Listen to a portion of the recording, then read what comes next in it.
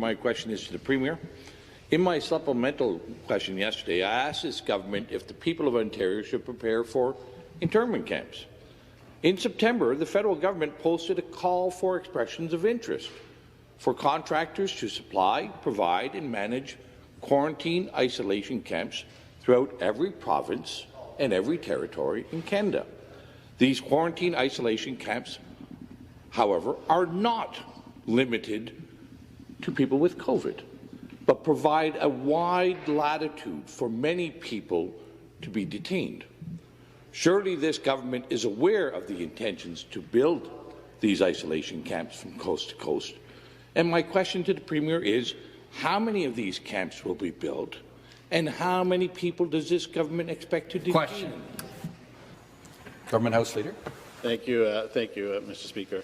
It is very true that when people leave the country and when they come back in, that the province is suggesting, and the federal government, in cooperation with the federal government, we are suggesting that people isolate themselves. That has been a practice that has been very successful, not only here in the province of Ontario, but across Canada. And we will, of course, be redoubling our efforts to make sure that the people of the province of Ontario remain safe, Mr. Speaker.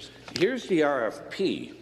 And in the RFP, it uses clear language to express that these camps can be used for a broad spectrum of people, not limited to travellers. Indeed, it doesn't even mention international travellers.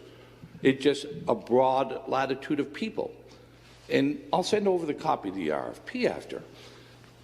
So your government must be in negotiations and aware of these plans to potentially detain and isolate citizens and residents of our country and our province.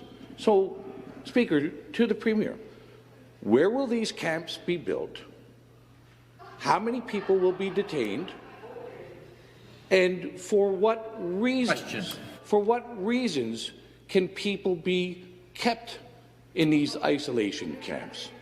And I'd like to have the Premier assure the people of Ontario.